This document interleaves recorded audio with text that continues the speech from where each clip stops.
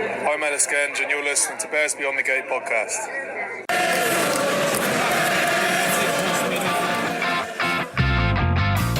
You're finally listening to Bears Beyond the Gate, a Bristol Bears podcast made by fans for fans. We are 2.5, in fact, no, we're 3 season card holders at Ashton. Hang on a minute. Yeah, we're 3 season card holders at Ashton Gate next season. We love the club, the game, and all things Bears. Well, it has been a long time, and I think a lot of people thought we'd basically just given up, boys. But news of our demise has been greatly exaggerated. We have roused ourselves to give what the fans want, which is one final pod. It's been quite difficult to get all our ducks in line, boys, hasn't it? Since that massive game against Quins, and actually, to be honest, I think it's only taken us this long just to recover from that, because that was an epic road trip. All our energy to get back to this point. It did. So anyway, boys, it's good to see you again. We're actually round the original pod studio, which is, well, one of the original pod studios, which is my kind of, like, I don't know what we call this room, boys. It's just like a room full Jules' gym room. Well, as I'm a busy family man, it's just full of shit. Sorry. Just stuff everywhere. Yeah, cricket bats. Nice to know there's no smugglers on the radiator. No, true. That's good. Well, it's summer, isn't it? So at least we can hang the washing outside now. We've got Bollinger, Moe, and cricket bats, mainly, haven't we? We've got a little ukulele. We've got something that goes in a kitchen, a Howden's thing. We've got some books. We've got about three sleeping bags behind you, and we've got a printer that don't work with a pile of books on it. I love how you say that. There's a Howden's thing down there. Yeah. Oh, only Howden's. You have no idea what it is at all, do you? It's actually, I do. It's the thing that I know what it is, but it's been there 6 months. Is it kick plates? Yeah, it is. Yeah. Yeah. The thing that keeps falling off. That 6 months ago we thought about changing. But anyway, as I'm sure a lot of listeners know, that's family life for you. But anyway, lads, what have you been up to, Lee? Just work. Trying to sober up. Yeah. And yeah, that's been pretty much it. A lot of family life going on. Yeah. You know, which hopefully will be sorted out in the next few months. Good. And yeah, it's good. It is good to see you. It is good to see you. I mean, it's a bit of a shame because that Quins game was such a high, and even though we got so close to the playoffs, it almost was such a high that the low, I kind of lost interest a little bit, I've got to say. And then I got very busy with other things like cricket and stuff. And it was actually only the Premiership final on Saturday kind of got me back thinking about rugby again. Yeah. So it's a bit of a funny one. I mean, to be honest, boys, can you imagine if we did get into the final? We would have had to have elongated this pod season. Oh. And I mean, I don't think I could have done it because I'm at cricket. We could have been talking a 3-hour pod, couldn't we? I know. I think we're all in need of a good break now, aren't we, from rugby? I think so. Come back re-energised. In fact, I had, sad to say, but as many Bristol supporters might agree, I sort of I couldn't be bothered to watch the final on the weekend. Yeah. I was done with rugby. I was spent after that trip to Quins. Took it out of us all emotionally and our livers. I mean, physically. To be honest, Miles, if you see some of that Instagram stuff when me and you were dancing to that techno, I mean, we dug deep. I thought that was you and Leroy. You were there, mate, as well. Oh, but okay. We drank deep from the well that day, didn't we? I mean, we've only just been pulled back up from the well, haven't we? I mean, in pod terms, it was the equivalent of a team going down to like 14 men with only 7 in the pack, and like just digging deep at every breakdown.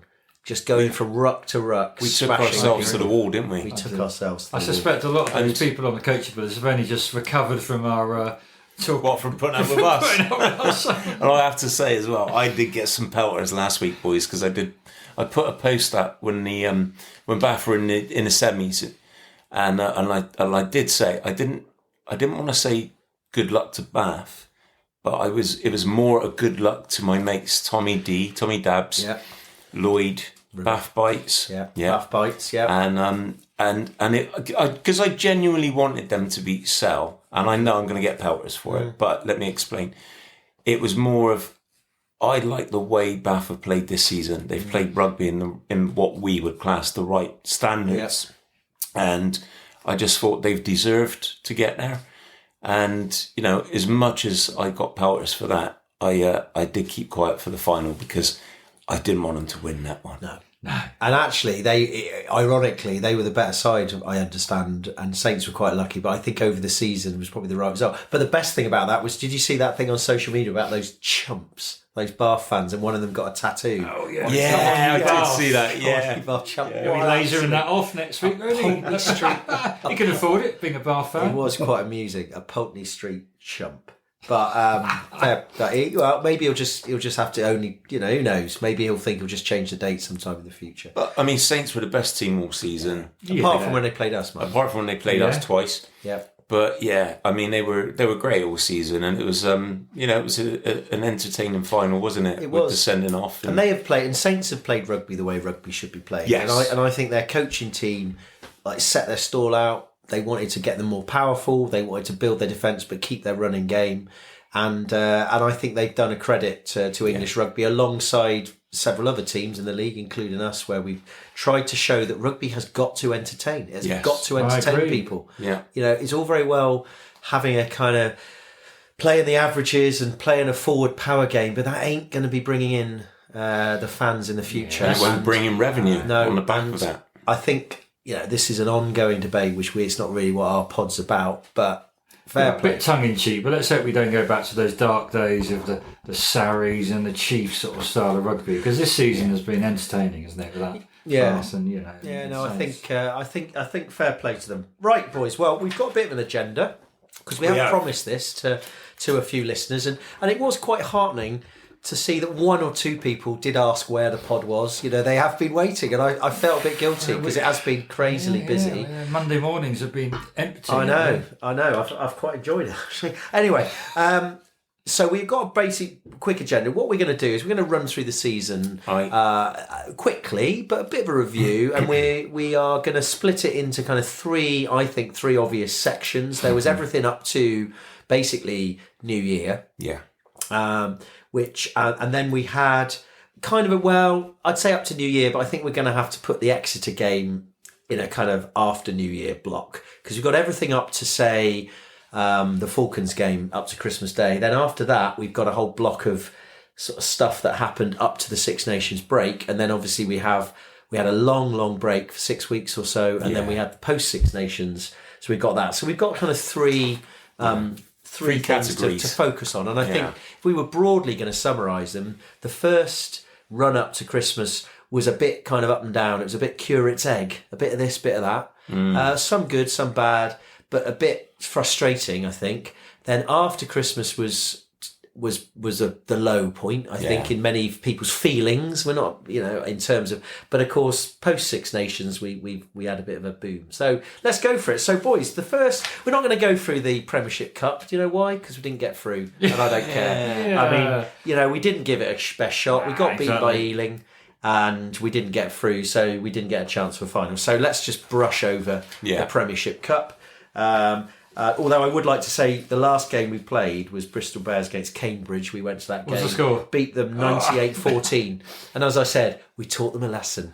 Disappointing we didn't get three figures though. It was disappointing, yeah. But anyway, so our first game of the season, boys, was Leicester Tigers. It wasn't until the 13th of October. Yeah. It was a late start because of the World Cup. Yeah. And we had all kind of been told at pre-season that the chat coming out of the camp was that we were going to go back to basics. We acknowledged that the two previous seasons had been disappointing after the highs of almost getting to the final. And that really, we had all said on the pod, and I think a lot of people had said, that it was just this execution. It was basic skills. We were getting in good positions and we weren't scoring. We were dropping the ball, knocking it on, turning it over, blah, blah, blah. And that was the narrative that Pat said, and I think the coaching teams have big, hard pre-season, really focusing on the skills and basics. And I've got to say, that first 40 minutes of the first game of the season, it was the Tigers game. We didn't put a foot wrong. Yeah. And I don't know about you, because we were there, Miles, weren't we? And I remember thinking, wow, this is true. I mean, this was almost the perfect 40. And we looked sharp, we looked fit, we executed. And I mean, after 40, now, I don't know what your recollection is of that game, Miles, but the second half kind of wasn't perfect, but it's always hard to. I mean, Tigers they're not a bunch of chumps, are they? So no, absolutely. I think my recollection is I've watched a bit of the highlights at the weekend that suddenly their powerful pack just stepped up and started to demolish our sort of what we hope was a sort That was from the start of the second half as well, wasn't it? Absolutely. I mean, we had some great players. It was a debut for Vrimi, wasn't it? Vrimi Vakatawa. There's some amazing darting try from Ibatoye. But as we well know, that first game, our star number 10, Aj McGinty, got injured, didn't he? Yes. For a number of games. So despite, getting the win 25-14, Leicester did come back in the second half and looked powerful. And little did we know that was actually quite a pivotal moment. It was. Aj getting injured. But we still saw it through. And I mean, despite that, I was very positive after that game. Yeah, I thought that's a good start. Yeah, they're bound to come back. They're a good side, and we weathered the storm. Disappointed with the Aj. So then the next thing, we went on the road to Northampton Saints, and my recollection of that game is that they started quite well. They scored early and were looking quite tidy. I think I remember they scored.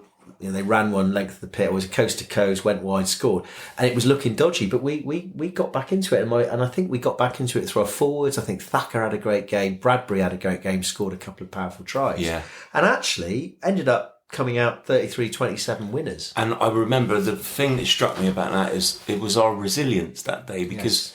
They had a storm in. They tried to come back, didn't they? Yeah. And previous to that, we'd said we always kind of felt that resilience wasn't our strong point, didn't we?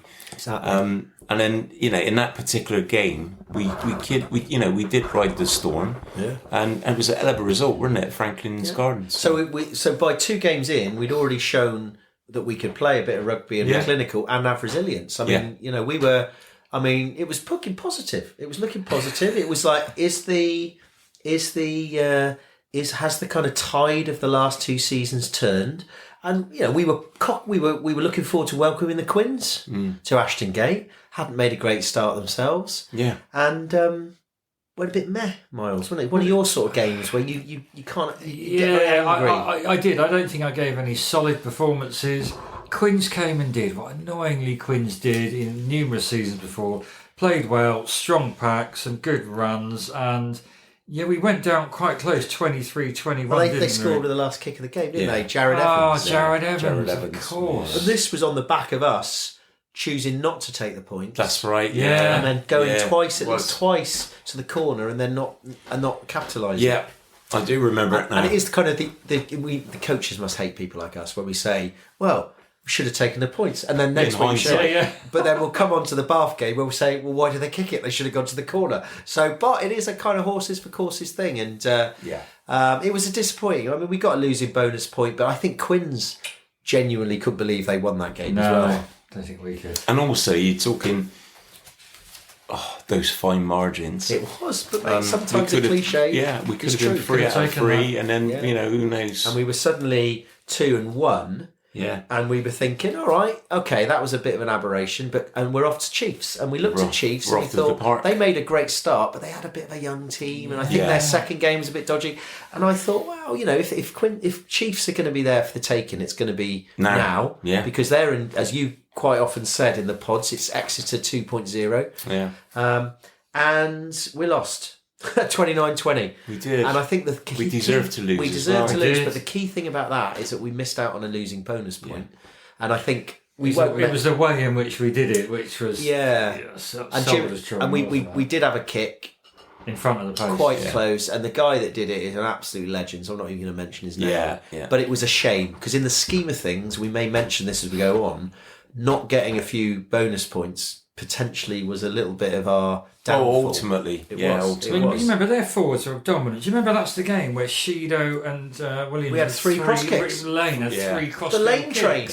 Yeah. It was brilliant. How can you lose a game? I know, we should not have come away without any points. It was, it was gutting, wasn't it? Yeah, and let's just take a moment to doff our cap to Shido for that one, because those were 3 quality cross kicks, actually. Yeah. And actually, it's ironically, I saw that Tyrone Green won the Premiership try of the season for that cross kick that went right into the... I don't know if you've seen it. Yeah, and he dived and dived and dotted it right on the line. Yeah. But the reality of that was it wasn't a very good kick from Marcus Smith, was it? No. So it was a good, I don't think that was it. Whereas those ones that the Lane train did were quality. Yeah, and also you got to think, Sheedy had stepped in because obviously Adja got injured. Yeah. So, at that point in time, Sheedo, I think, was playing some brilliant rugby. I know. So, Rich Lane must be gutted. How often do you go somewhere away from home, score a hat-trick and then not even get a losing bonus point? Yeah. But anyway, so that was disappointing.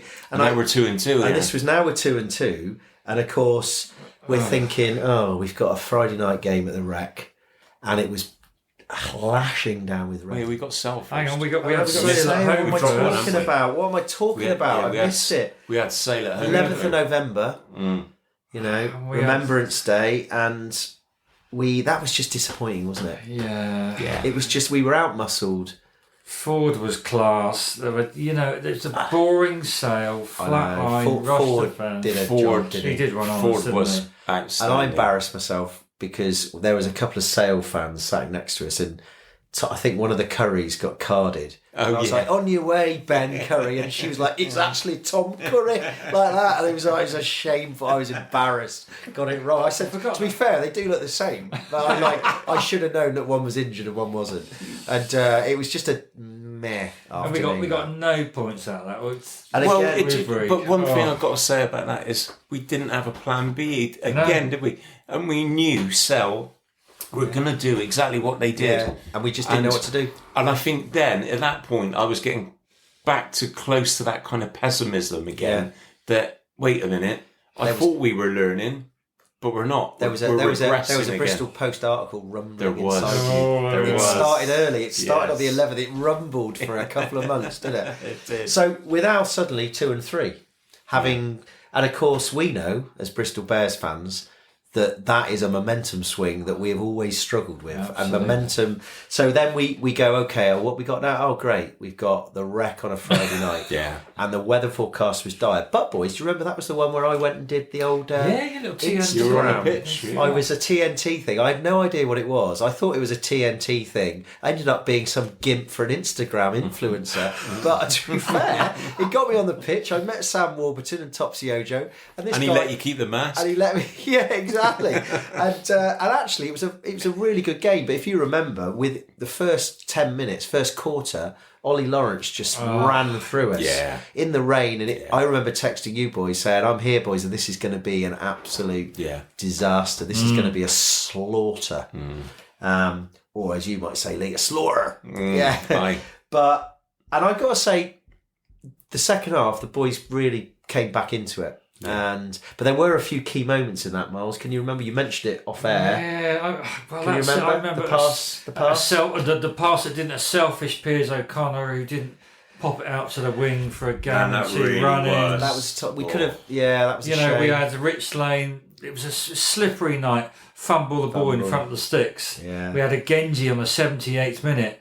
Drop the ball in front of the sticks. Yeah. Things weren't working. Piers O'Connor didn't come back from that for a while, did he? No, he didn't. And I think it took him all season. Yeah. And I think there was, as someone else meant, and again, we don't like pulling out personal things, but there was quite a funny tweet somewhere because Piers O'Connor had grown his hair, hadn't he? Yeah. So he was almost in the Alice band area of hair, and there was some tweet saying that there was some ruck where he was kind of trying to flick his hair back when he should have been like on it, and he missed a tackle because he was trying to deal with his Alice band. And if Pat had seen that on the video, I'm sure that was 6 months in purgatory. But do you know what? That always reminds me. I can't remember what game it was, but Chris Vui. Yeah. When they were in the scrum, when they were scrapping. They were all scrapping. And yeah. he was doing. And he was just doing his hair, wasn't he? He was tying his hair up. Piers O'Connor's got to learn from that because Vui gets away with it. Yes. The Vui. Well, hang on. Let's just have a moment there. But Piers O'Connor, if you're going to grow your hair long, you've got to have a system. You've got to have a plan B. You can't be faffing around with your hair. Yeah. If you're doing it for a reason, you've got to manage that hair. You can't be managing it in a game. No. So why realistically, most rugby players should just shave their head. Yeah. That's just shave your head. His hair should have trained on, really. But this is the problem when you have squad players who don't get game time. They're spending too much time in Clifton. Fast and loose with their hair. They're spending too much time in Clifton. When they can get away with it. Yeah.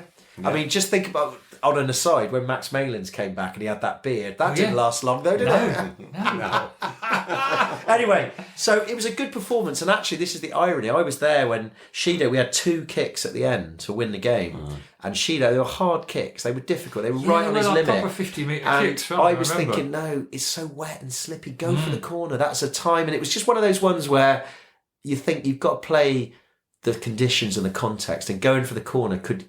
On the wreck, you could have got a little drive on. They would have been slipping over, pull the maul down, a yellow card job done. It wasn't to be, but it was a good game, actually. It was a good game. Close. So then we're what? We're now 2 and 4, aren't we? We're 2 and 4. And then Sarri's away. We have to go to Sarri's away. Oh. And, I mean, Sarri's away, I seem to remember that they looked like they were going to run away with it. Yeah. And then a couple of tries got disallowed, and then unbelievably we were winning at half time. I can't quite remember how that happened. It was a bonkers game, wasn't it? It was bonkers on the plastic surface. My mind was on Australia. I was trying to pack for Australia. Yeah. Of course. And then we were winning, but then it was a kind of inevitability that we were never going to win that game. And in the second half, they came out and they did school us a bit. I think. Oh no, that was the one. There was that one when there was 2 balls on the pitch. Do you remember? A ball came on when there was a ruck, and Harry Randall was like, "There's 2 balls on the pitch," and then they scored from it, and everyone's like, "There's 2 balls on the pitch. You should have stopped the game." Yeah. And we had a bit of bad luck, and there was another one where there was a knock on or dropped it, and they definitely got a bit of luck as well as and then it was another one where 31-39 we missed out on a losing bonus point. And we've gone from being 2-0 to what, 2-5? 2-0 and feeling pretty chippy to 2-5. Yeah. And then you're thinking, and then the weather was shit. It was rubbish. And then the Post article was writing itself. But we then thought, hang on a minute. And we then, that was 25th of November. Then coming up, the next one was what we dubbed the must-win derby. That's right. And it was Gloucester Bears. It was the Rifles Cup. They were down in the dumps. We were on the slide. And it was bottom of the table. Bottom of the table clash. We both agreed both teams had to win. And win we did. And we won big. And I think at that point it just shows how bad Gloucester were. What a slump they were in. But we got a bonus point within 30 minutes. Yeah, we played really well. We played well though. There were some great tries in that. And actually I think we have to give credit to the team. That was when we are a good team and we have got some great players, and they did rouse themselves and get themselves back on it. Although in the second half we had a bit of a scare because Lewis Rees-Zammit, I seem to remember, scored 1 try where he dragged about the whole of our team over the line. Yeah, he did. Yeah. And then he thought, you know what, there's nothing gets better than that. I'm off to America. Yeah. So, and he's done it right so far, hasn't he? I mean, it was good, and I know. So when they were 5-3, so we've won the Rifles Cup. Yeah, we're 5-3. I don't know. What do you think at that point? We're 5-3, but we just it doesn't feel. For me, I think ultimately the old doubts were just around my mind then, and I thought it was a great win. But then I kind of I looked at it from the point of view like you've just said, Gloucester were having an awful season. Yeah. So how much credit can you give to that performance? Yes, and it was a great win. Don't get me wrong, but Gloucester were awful. So at that point, I'm still thinking, I'm obviously glad we won the game. Yeah. But you can't really give it too much kudos. You're right, kudos. because we had, in effect, the next 2 games were the 2 worst teams in the league, weren't they? Yeah. Gloucester and Newcastle. Yeah. So, it would have been an absolute shambles if we'd have lost either of those and a real down point in our season. So, we all, of course, we expected to beat those 2, but I think, we did subsequently win the next 2, but that wasn't then, to my mind, a massive turnaround in the season. No, I don't think any of us were thinking, we can climb up this table now. No. And then after that Gloucester game, we then had the 2 European games. Yeah. The first one was the 9th of December. It was Lyon, which we nearly threw away. And the weird thing about Europe games is they're like 8:00 kickoffs. Yeah, and there wasn't very many people at the gate on that one. And I was at Heathrow waiting to fly to Kuala Lumpur, and I watched the first half on my phone, and we stormed the first half, didn't we? We scored a few tries, and then I got on the plane, and then about 25 hours later, I found out that we'd only just won it on the last kick. And it was like a classic. He was falling backwards drop kick, and it was. But those are like little champagne moments or Thatcher's gold moments, aren't they? Yeah. And I don't know. I suppose we won it, didn't we? But that didn't really help our thoughts of stability for the season. No. And then I think Pat then kind of looked at the big picture and he sent a young side to Bordeaux, didn't he? And we must say, even in defeat, those youngsters played pretty. I mean, it was a mix of youngsters and experienced heads, but I thought that was a really good performance away at Bordeaux. I thought we really did.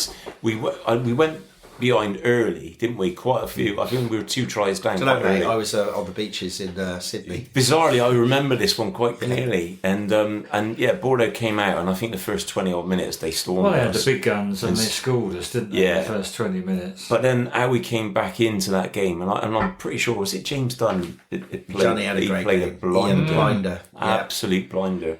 Who was the youngster at 10? It was Worsley. Yeah, he did brilliant, didn't he? Yeah. In the last sort of 20 minutes. Yeah. So I think even in defeat, that was a really good performance.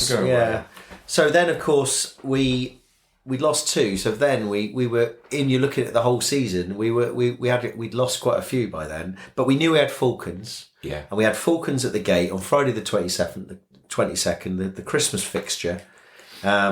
I was actually at Brisbane Airport watching it at 5 a.m. Actually, no, I was listening on the radio.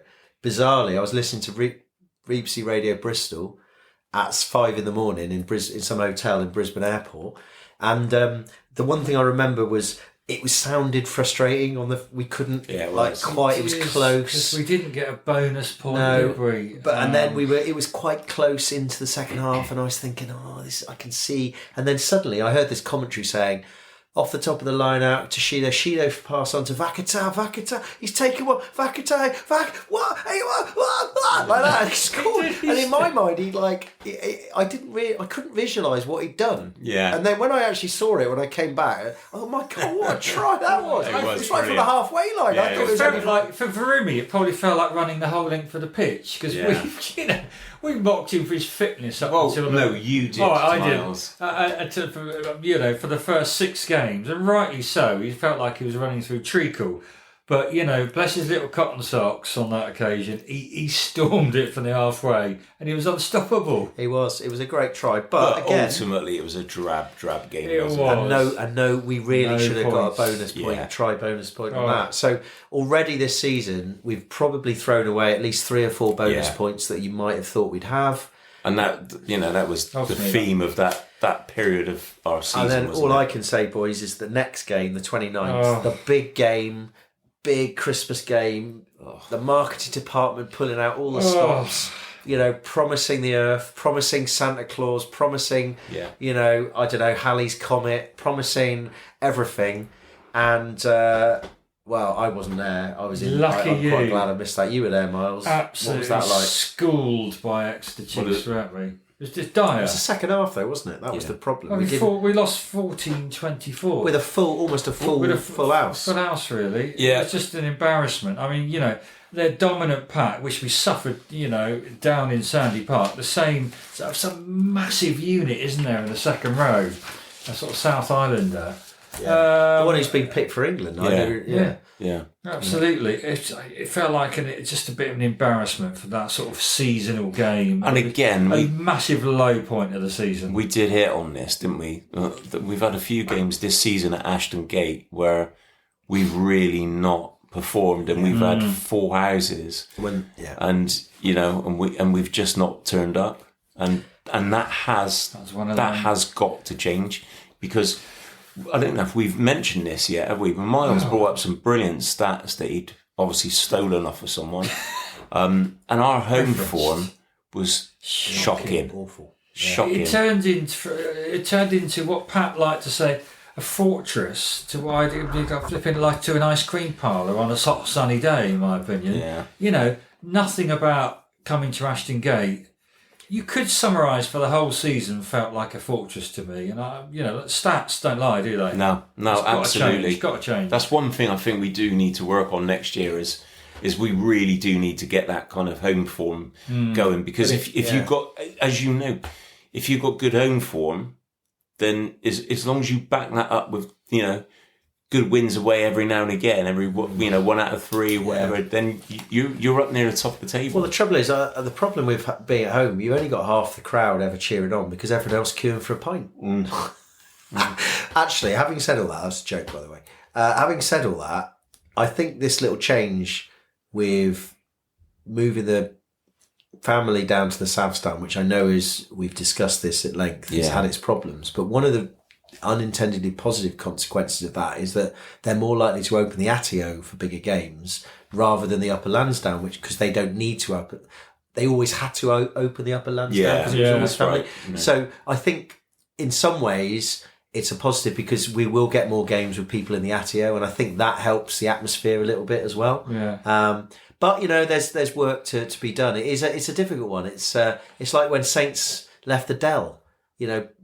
Built a lovely stadium, St Mary's. It just invited good teams to come and play good football, whereas the Dell was just a disaster zone for anybody. There you go, boys. From us. Very quickly, only 5 home wins, so more away wins than at home. Yeah. So That's got to change. Yeah, we've got to look at that, and I think that's both a kind of operational and a playing thing, isn't it? But anyway, so it was a low point, and of course, most importantly, what that generated was Lee's post article. It had been brewing for a while, but it was, that was almost like the laxative that Exeter gave to get it out, wasn't it? And you penned, in the scheme of things, a very honest but fair, I think, article saying that we needed to. It was a kind of theme of New Year's resolutions, wasn't it? Yeah, that's right. Yeah. Do you want to defend yourself again? Give you the chance? No, not at all. I mean, am I right? Is this the one the catalyst for the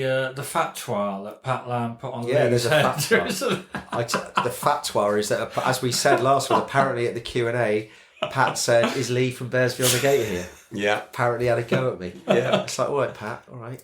No, it was a fatwa. It patwa. Is that what you said? Well, it could be a patwa. It was Lee has got a patwa on him. Lee cannot walk. He cannot walk. He's got to go out in disguise, and he's got bodyguards. And actually, we later on in the at the end of the pod, we have got a go, haven't we? And we might be able to extend on the patwa. The patwa. So there is a patwa on Lee's head. But getting back to the article, because Pat saw, he goes, "Are you Lee?" I was like, "No, I'm not Lee. No, he's Lee. He's Lee." I was pointing to Miles. He's Lee. Yeah. But getting back to the article, it was at that point I'd reached breaking point then. You had, and but it was a fair article, and I think we everything we do has always got a balance to it. I think we don't run roughshod, do we? And we're very, at the end of the day, we're all supporters, and we want to see our team do well. But that was it was a New Year's resolution that I asked from Pat of. Can we have a bit of clarity and know where we're going? And guess what? Friday the 5th of January, we go up to Manchester and we beat Sale. We did. Yeah. I'll just leave it there. Yeah. I'll just put it out there. Yeah.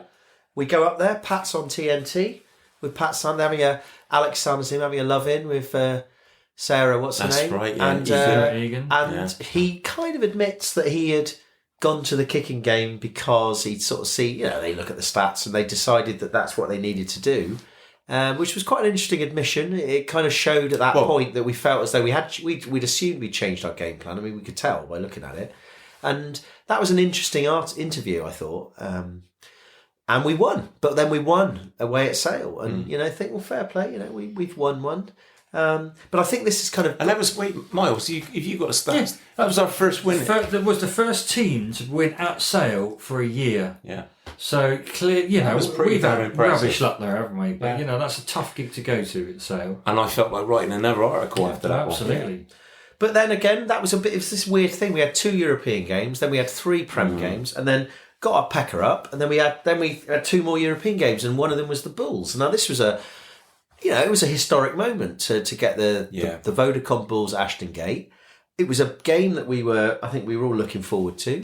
And it was, we had met our mate Andrew, do you remember him? Who's the Bristol Bulls fan? Yeah. And it was a great atmosphere, and it was, they didn't inevitably send their big guns, but they didn't need to.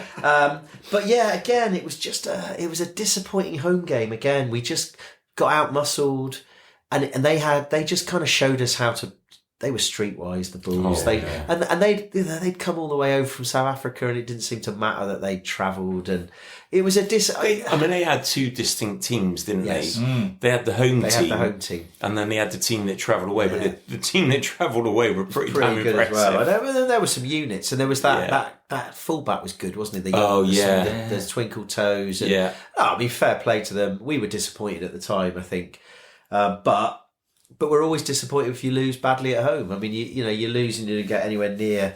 But again, it was only Europe. But of course, we thought, okay, we've got one more bit of redemption. We're off to Connacht. We're off to the Joe Joyce derby. Yeah, off to Galway, and there was a lot of chat about that. About we need to be more cohesive, and what a great opportunity to put some wrongs right.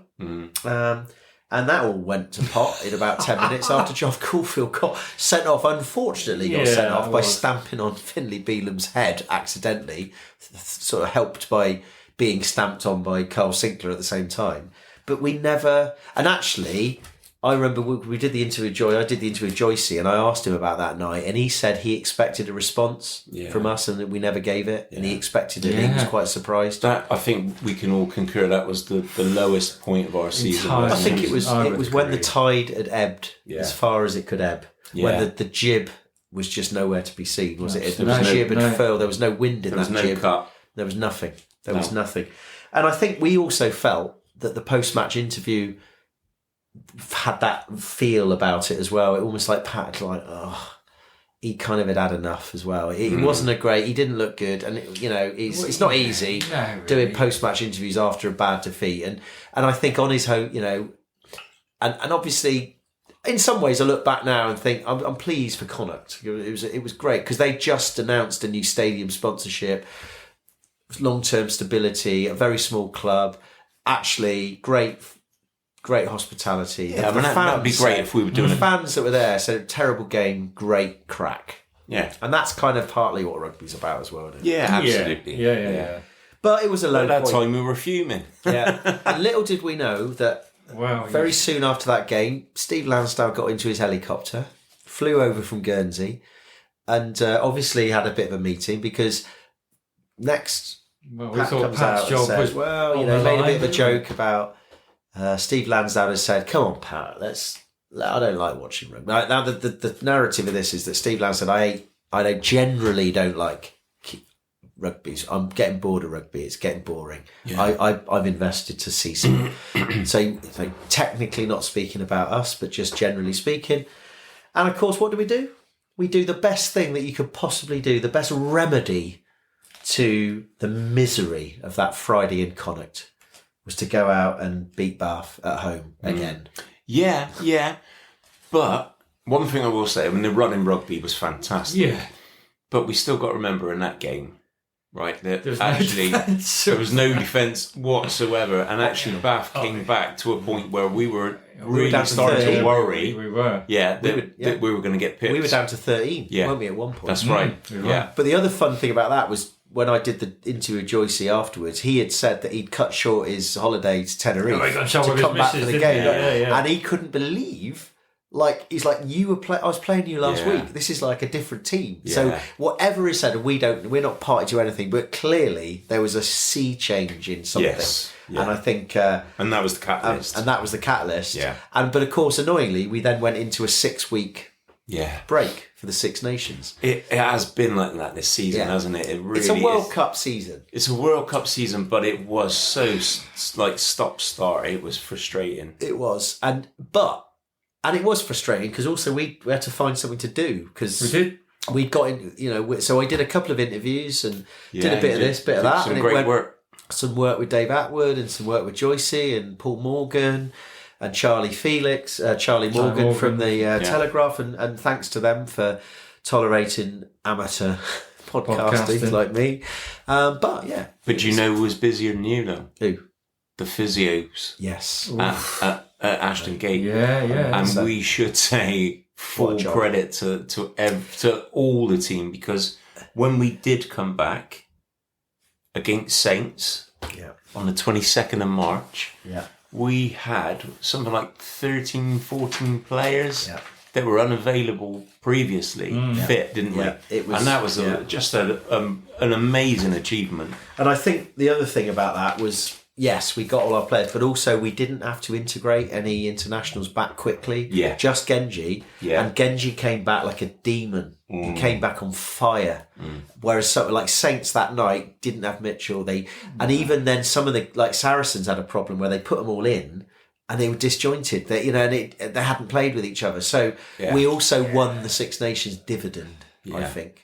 We got one over on the Saints fans. They were moaning, weren't they? They didn't have a lot of their. But they only had Ludlam. They only had Courtney Laws. Absolutely. Absolutely. It was still smashed 52-21. They only had Finn Smith, I know. But anyway, then of course we thought, well, that's fun. Like, we got a bit of. No, in that point, we were just like, well, we've got a mojo back. Yeah. No real thoughts of anything else. So we go off to one Gloucester. game at a time. One game at a time. The proverbial. Yeah. Let's take it one game at a time, lads. At the end of the day, one game at a time. Yeah. It's like, and it was like it's like 6 cup finals now. And when we used all of them. We used all of them. Well, we love our cliches. But then we went to Kingsholm on the 30th of March, and I don't know about you, they'd upped their game a little bit. Gloucester, I wasn't that confident, but we put them to the sword on the plastic pitch. We did, and Max Mayners might have been wearing tights, but we fully deserved the win, didn't we? And that was JVR. We'd always been up to that point saying that Jancy van Rensburg had been like the Will Hurrell, absolutely legendary, breaking lines but never scoring any tries. But that was kind of when it all started for him, didn't it? It really was. A great little try in the corner.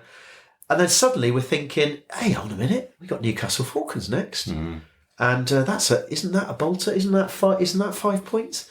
And, I mean, what a game that was, Miles. Do you want to describe your feelings? Yes, bonus point at 14 minutes. Now, we subsequently found out that an annoying Quins had beaten that record, something like the first ever professional game of the Premiership 10 years earlier. But take our hats off. I mean, that was just phenomenal game. Proud moment for the team. Strong, solid performance. 84-14. However, not a good day for rugby. I think we all admitted that. 5 points, but you shouldn't be winning 85-14. Well, you shouldn't be giving 14 points. You shouldn't be 14 points away. Not in a league that you want to be competitive. Not in a league like that. And to be fair to Castle, they did come back subsequently and play better against other sides. And I think they realised did. Well, they didn't get a win though. No, but they did perform. They just didn't perform against us. But obviously that game I remember clearly because that was the game my TV stopped working at home. Yes. Oh yeah. And I literally could have. We couldn't keep the updates up fast enough, could we? It was that was when our social media boys earned their corn. They had like two teams of like typers. Yeah, like they were like dovetailing between each other. It's like, you do that, I'll do that. You do that, I'll do that. I mean, it was being there as well. I mean, I've never seen our mate Mark, who sits in front of us, so cock-a-hoop. No, absolutely. He was out of his seat, up and down like a yo-yo. And he's normally very reserved, I find. And I think, and then, like you say, the mojo had returned by that point, and we were starting to look like a team. Yeah. And then, but of course, then we thought, gotta go. Welford Road away. Not a great, not a happy hunting ground for us, and it wasn't really a happy hunting ground. We were looking down the barrel, weren't we? The barrel was big, and we were looking right down it. But who came to us? Who came to save us? Clint Eastwood.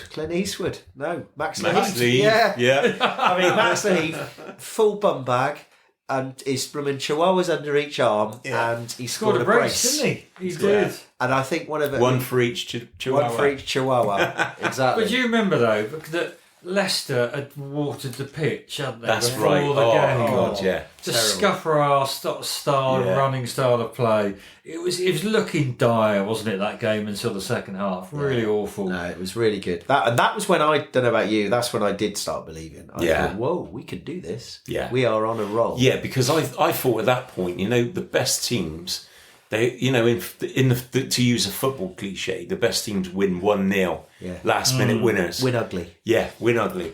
And that's exactly what we did. And at that point, I thought, do you know what? We might actually be that team. I was looking at the maps. The rails. I ran it through the computer and I thought, we've actually got a chance here. Yeah. I never even thought about it. Sneak in the back door. Yeah. All we've got to do is beat Saracens at home. Yeah.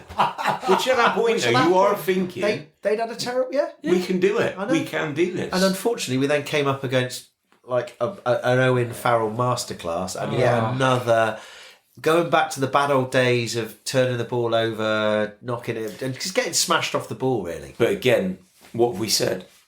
Another home game and another game we Big didn't crowd, turn up. Big event, massive crowd. No points.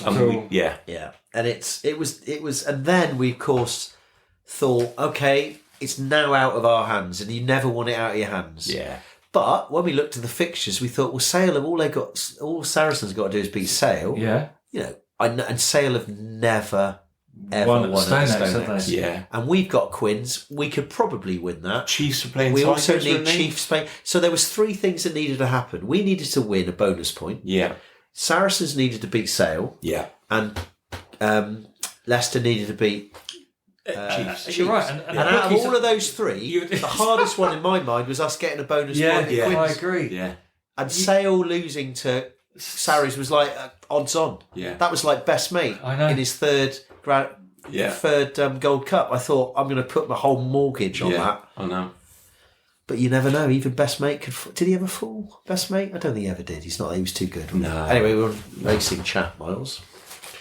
But what happened? What happened was we did what we had to do. Tigers did what we they wanted had them to do.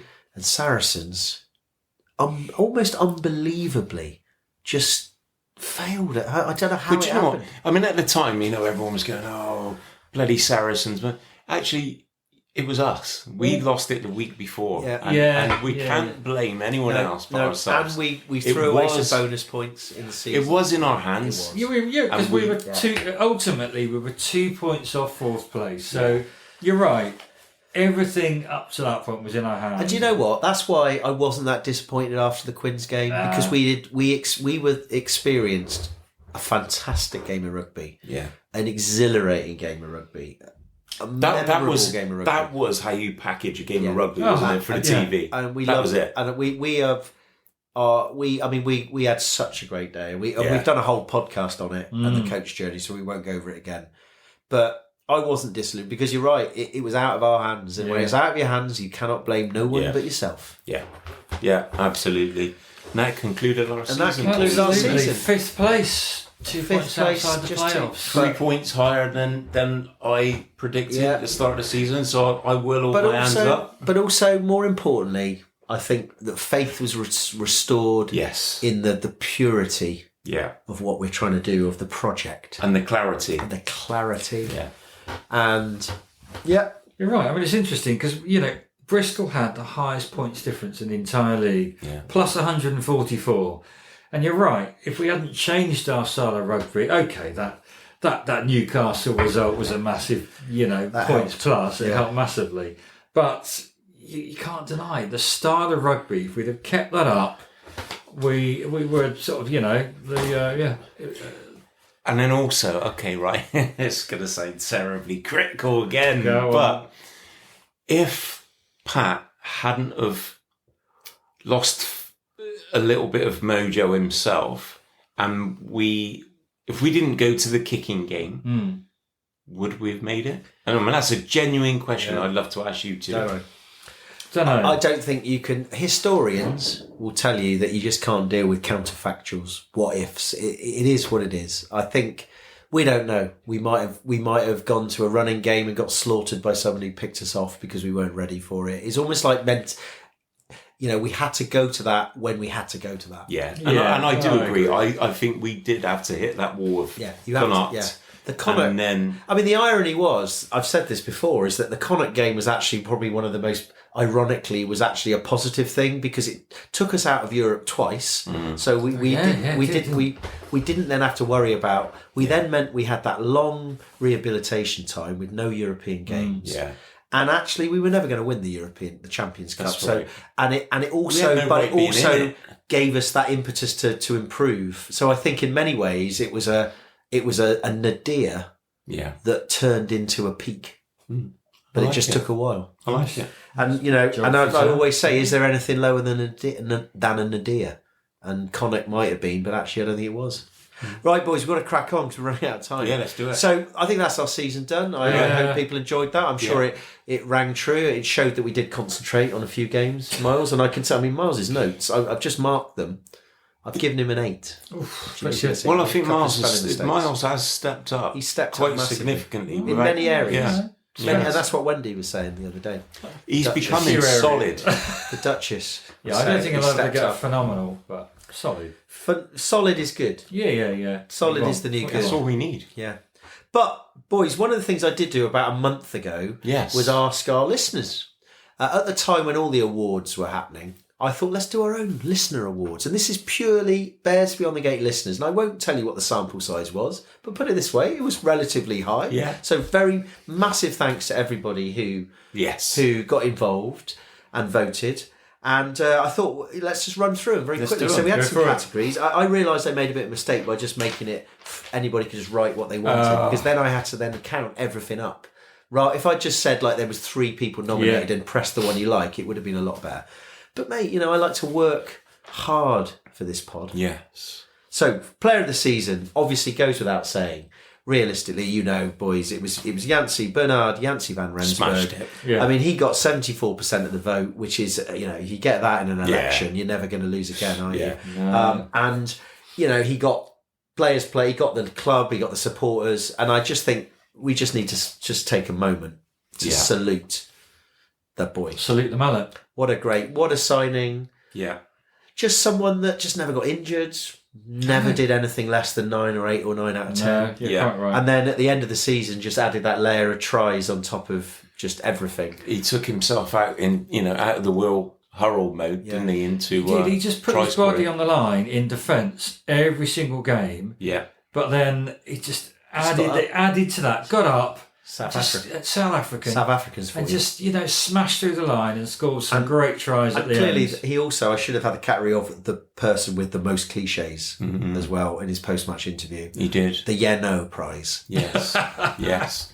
And we should say as well, I mean, he's a Bristol type of player, isn't he? Yeah. He you know what I mean? He personifies a whole team. Yes, he does. Yeah, he absolutely does, and we are so lucky to have him. And we want him, and we want him to be like, I don't know, we want him to drive cattle through Bristol, like get the freedom of the city. Absolutely, yeah. Right. A couple of mentions though. Other people did get mentions, and I think we would have said this. Right, James Dunn, massive season. Brilliant. Gabriele Batoya, I think, massive season. And Jimmy Williams, the unheralded massive season. So that took us to young player, bit closer, but there was a clear winner, and I think it's no surprise that was James Dunn. Yeah. Big fan of the pod. Well deserved. Lovely to say that. But Noah Heward got a lot of mentions. Yes, yeah. And I think for someone that kind of was in and out a bit, just showed absolute class. And I think we're looking forward to seeing more from him next year. Well, we'll hope a lot more, yeah. And for me, Noah Heward comes into probably the next category you're going to mention for me. And finally, Joe Owen got a few votes. I mean, he didn't get a lot of time, but I think everyone liked what they saw. Yeah, one for the future for sure. One for the future. Yeah. Next one was most improved player. Now, this was very close. I don't think we can actually give it to anyone. It was 3 very, very. I think we're going to give it to 3 players. Yeah. But I'll let you comment afterwards. And it was very, very close. But Max Laheath.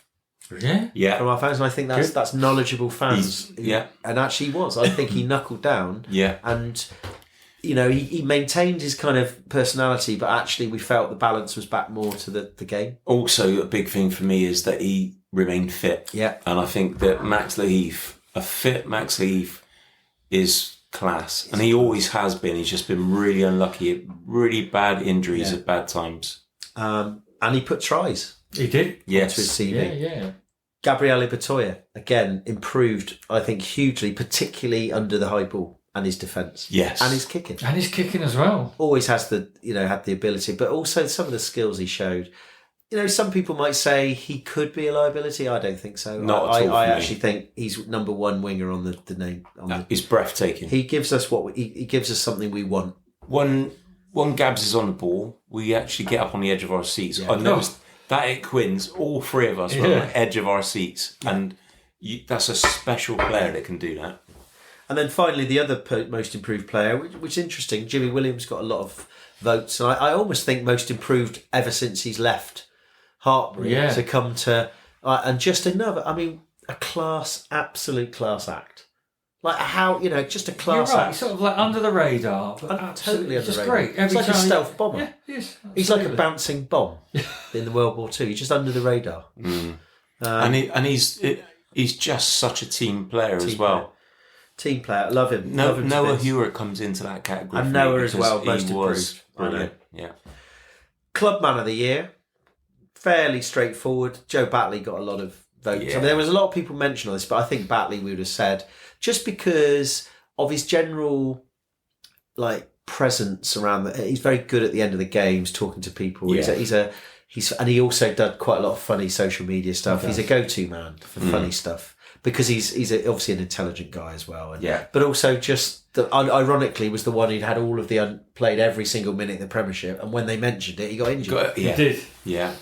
Love him. But he's a great addition. But Stevie Luatua got some mentions. Yeah. And I think that's our top two, I'd say. Top two. Yeah, I think so. Club man, Also, just everything about him. Honourable mentions, I'd give Jake Heenan as well, because Jake Heenan, again, he's one of those senior players who are just always good to have around. He's on the retain list. Yeah. And he's got a few good coffee shops as well. So Absolutely. Jake Heenan, I reckon Pat's got shares in them. That's why it's all linked into his contract. But a couple of mentions that I didn't realise. So this is from listeners. Sam Wolstenholme, who 17 times travelling reserve. Now that's commitment. Yeah. And he signed a new contract. They obviously rate him. So he may well, if Randall gets into the England fold next year, we're going to need the likes of him. Well, that's going to be a category of what would you call that? Most persistent player. Resilient or most resilient, perseverance. The Perseverance Award. Yes, absolutely. So he's got his own yellow bib. We can grant him that one, can't we? Yeah. Shido got mentioned by a couple of people. Yeah. I think we do need to mention Shido. Yeah, we do. He stepped in with McGinty. Yeah. He kind of knew the writing was on the wall when McGinty came back. He got injured, but he's always been nothing less than a gent. Around the club. And also we should say in that Quinn's game, he started off really well. And he tried to carry on when he got injured. Yeah. He did. And that is a guy who we said, and we made credit at the time, he's a guy who was leaving the club and yet still gave 110%. Rich Lane was mentioned for just someone who's just like the Jimmy Williams mould, will do whatever he's asked and will do it well. Yeah. And he'll never get into an England squad. He'll never get on TNT, but people who know. Yeah. And he is one of our faves, isn't he? He is a fave. And the other one was Diego Bailey got mentioned for some work with the Bears Foundation. Has done a lot of work with them. I didn't know that as much, so fair play to Big Diego. Yeah. Moving on, try of the season. There was just so many. I don't know why I even put that category in. It was a bit of a nightmare because I looked at it and I couldn't even work out what people said. But the ones that I picked out was Bernard Janty van Renberg versus Newcastle, which did get into the official one. It was a whole length of the pitch job. Which actually I know we're biased, but we do think that should have won it. There was an Air Heward one where he jumped. Yes. He took a standing start, and then that was a finish. Good. We had Genji versus Quinns, the last game of the season, where he rolled over. We had Randall versus Saints. I think that was the one when from our 22, McGinty did a break. And then he popped it to Randall on the inside, and Randall then didn't look like he was going to make it, and he made it all the way. There was Batley versus Bath, because that was the first try, and he realised he'd gone through, and he stormed through, and he smashed it to the Atio. And then the other one was the Genji step and dummy. That was against Newcastle. Which was against Newcastle as well. That was class. And, to be fair, it was good. So that was a few, but there's loads of others. Yeah, so we won't loads. Gabs as well. A couple of others. So I put a couple of... rather than in cricket, Johners used to have, and Aggers and Johners used to have the champagne moment for those cricket fans out there. I thought, let's have our Thatcher's Gold moment. It's nice. I like it. I was quite pleased. People are, and there was basically there was 3 that really made the cut, but unanimously, well, not unanimously, but it was the winner. Was Rich Lane's try against Bath was the champagne moment, the Thatcher's Gold moment, because it was the Finn Russell cross kick. Bit of hubris from Finn Russell. Although, to be fair to him, if it had come off, we might have been in a bit of trouble. Lionel Messi, and exactly. And just the way that to finish that game gobbling that cross kick and scoring, and he gave a little finger did. to He gave it the the south finger, stand. didn't And that's again Rich Lane. He knows what to do. Yeah. He knows that was big. He gets the club. Max Leaf's grin versus Tigers, his second try, when he suddenly realised, we realised the comeback was on.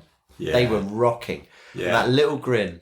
That was Max Leaf. It was a cheeky smile to his chihuahuas, wasn't it? Yeah. He thought, I'm coming home, boys. And then finally, I couldn't mention, but I think the other Thatcher's goal moment, a personal one for us, but I do think was just that Quins game. Last game of the season. Them. Smashing Quins. But also just the whole thing. It was great. They were a great crowd, magnanimous in defeat. We should say, actually, best opposing fans of the season. It's got to be Quins. Yeah, we love them. We love the Quins. Yeah, we love the Quins. But then of course, there's always the flat fortitude. The one that's been poured like about 3 hours before they serve it to you for about £6. We all know the winner of that one, didn't we? And the flat fortitude, it's no surprise that it was Connacht away. But as I said before, in many ways, it was a big negative that led to a positive. Yeah. But then Exeter at home got a mention as well, which I think. And then the other one was everything pre-Six Nations. Not because everything was bad, because there were some good games, but it wasn't the clarity of how we were going to play wasn't there. Right, Post Six Nations, we came out with a completely different game plan that was to basically run everything. We didn't have a box kick. We came out with our ethos. Yeah, and we didn't see a box kick. Yeah. We didn't see a box kick from February onwards, did we? It was incredible. And I know it's risky, and I know the stats suggest maybe that you should, but what exhilarating post Six Nations it was. Long may it continue. Absolutely. Sure. And then finally, I put a couple of categories in. Well, I put last category was the best pod, to really test the listeners, the loyalty of the listeners. And at least 2 or 3 people answered. But anyway, no, joking aside, not surprisingly, the one that got the most mentions, although there were quite a lot of different mentions, but I picked out the 3, was the live pod. People loved it. I think people loved it. Who listened to it liked it better than the ones who were there. Yeah. But it was just, I think one person said, more for the effort than the execution. But at least you gave it a go, boys. I think we concur with that. And I think it was in the middle of like this insanely busy time, and we did a really, and I'm so glad we did it. And again, I'd like to say thanks to my mate Paul Wyatt, who held it together with his tech stuff. So that was that. We also had someone said, the last episode, the Quins episodes, like who doesn't want to hear about a 25-minute coach journey on a podcast? So, and I think we did a good job relaying that. Yeah. And then finally, basically, the last one was a more serious one. They said a lot of people quite like the Dave Atwood chat. Yeah, I thought, and I think good lot of listens. That was my favourite. Loved it. And I think that's something we need to reflect on over the summer. That maybe we should do a little bit more of that. A few more docu-pods. And we had, as I said, the Paul Morgan, the Charlie Morgan, the Joe Joyce, and it's interesting. And I think we maybe something to think about, boys. Yeah. So that's it. It's not it. It's not it. It's not it. I knew you were going to say that was it. Good. And you know what? I don't mean to throw this as a curveball at you, Pete, but we had to mention this, right? The Hambley brothers have been fighting tooth and nail all season, haven't they, for their acrostics and their poems? But can you remember we had an absolute stormer from Robin? I'll let you read it out, but there it is. Yes. That was the end of season. Yeah. Robin Hambley. And we didn't read it out. We didn't read it out. Do you want to read it? No, I think you better. All right. Well, the teacher, I'll read and mark at the same time. And again, it is acrostic. You're good at these, Miles. I think I know this one. Well, listen. I thought we'd gone. So, listeners out there, I know it. You can play along. Have we? Have we read this one out? I think we might have done. I don't know. We did. It was after that one. That was the end of. No, I don't think it is. End of the show. Well, let's do it again anyway. Don't matter, does it? It was good. It is. Unbelievable season. Could have gone either way. Pat listened to Lee. We started to play. The pod had been great week in, week out. How you didn't award, that made me pout. Well, corporate. Every player has given their all, but some like Gabs are just great with the ball. Elevated our status as a fun team to see. A season ticket purchase, it will be for me. Has followed through on that as well. Yeah. Right now, a bit of a wait for September. Surely it's going to be a season to remember. Miles? What's the acrostic? Up the Bears. Yeah. And I think if we did read it out, Doesn't matter. It's so it's good. worth it again. So It was a beautiful one. And as wasn't we it? said, we noticed on Facebook that there was an announcement from the Hambley family that their season tickets have been purchased, as has Lee. Well, it's going to take us. Well, this might lead us Well, actually, before we lead on to that, can we just say, because people will get cross, can we just mention the Bears women? Sorry. Well, all we need to say is what a result. What a result. Beating Saracens on their home turf. Yeah. Like more than the men did. Yeah. So well, they've already achieved more than the men. So they are just. But then it's not a women against men thing. No, We got to keep. and I think we need to say though, but what a great result. Yeah. They're in the final against Gloucester Harper. It's going to be a tough assignment, Miles. Yeah, tough assignment. we were chatting about this on the way Tough down assignment. at Sandy Park, neutral ground though, West Country venue, but very, very tough assignment. Tough assignment. But it is a tough assignment. But I do feel that was equally as tough. Yeah. It's we're the first team to win away. I know. To get to that. And have they that timed place. it? Has Davey Ward pulled an absolute stroke of genius? We watched the cup match, didn't we? Where Sarries came to Shaftesbury Park. Sorry. Yeah. And they looked really good, the Sarries team. I know it was a cup match and we didn't have our international players, but that's a great turnaround. And did you see? result. I didn't see it, but I saw the last try that Renika Bonner scored. Oh yeah. And she goose stepped. She goose stepped around the defender. It was an class. absolute class try for somebody that is just got. I mean, if we'd done a whole women's pod thing, we would have, as most improved player as well. I mean, she's been outstanding. And the thing is, it's all right getting there, but let's go one step now and let's win. Let's do it. It's 2 weeks' time, 22nd of June, Sandy Park. Yeah, 3 p.m. kickoff. Yeah. We've unfortunately got We're paddleboarding, commitments or something like that. Oh dear. Well, we've all No, got commitments. we'll be We won't be able to make it. But we know, and we I think 100%. Well, I mean, we've learned to expect it to be televised, don't we? Yep. It's got to be. So we'll enjoy watching that. But that We'll does lead us on to one final situation. It is a goat.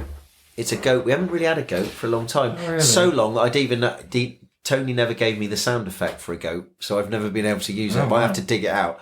But Lee, you stated live in the live pod after about 25 whiskies that you were going to buy a season ticket, having decided not to for very good reasons. But we've worked a scheme, haven't we? We're not going to go into the details of our scheme, but you've basically found some money to make it work. Yeah. You've decided that it's worth investing back into the Dolman. Payment. It's worth it, and you decide it's worth it. So, what do you want to talk us through? Whether you've actually got the season card in your hand? Christ, I thought you were going to say you want to talk me through if the ink's dry. No. No. I've just that's my first no of the season. I mean, it's been fine margins with this season ticket debacle, hasn't it? What's happened? I mean, it has been an absolute joke, to be fair. So, way back when we did the live pod, which was God knows how many weeks ago, I tried to, to get a season card, didn't I? We did it with your login. Now I am a complete, Technophobe. Massively. Everyone knows that. So I tried it, couldn't do it. So we thought, right, well, Teacher Pete on his iPad. We sat down together in the tap room. Yeah, tap room. And you had the same outcome. Couldn't get it done, could we? iPad went through the window. Yeah. So I've been constantly trying since then to get a season card. Yeah. To cut a long story short, went all the way through, made a phone call on Friday because obviously the price increase. The price increase was due on the Monday. Yeah. So rang up on the Friday, said, right, this is the seat I want in E34. Can I have a season card? Yep. Right. Only to be told that there's a problem with the system, boys. A problem with the system. It's the system's fault. It's the system's fault. And I said, well, this problem with the system has been literally going on for at least 4 weeks. Right. And you said we're not talking box kicking here. Yes. And so he said, don't worry about it. What we'll do, I'll reserve your seat. which ironically, after 4 weeks, ended up being 6 rows higher than I originally intended to sit. But anyway, that's fine. It's fine. We reserved the prices at the cheaper prices. Ring back on Monday, which is obviously today when we're recording. It has been a manic work day today, so I hadn't had a chance to ring. But subsequently, I have noticed just before I came out that my season card is there. Yep. Right, it is showing up. Yep. But there's no there's no card details or anything else that have been put on it. It's not been loaded up or anything like that. No, it wouldn't have been. I don't think ours is. Oh right. So don't worry. If it shows on your account, it's on you're there. Okay. So I'm in.